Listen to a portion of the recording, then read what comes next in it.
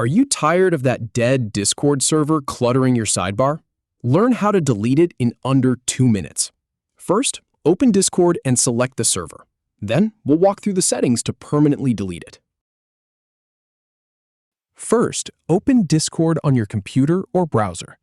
Then, from the left sidebar, select the server you want to delete. Now, click the drop-down arrow next to the server name to open the menu. From that menu, choose Server Settings.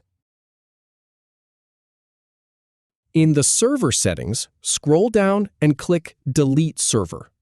A confirmation box appears. Type the exact server name to confirm. Finally, click the red Delete Server button to permanently remove it.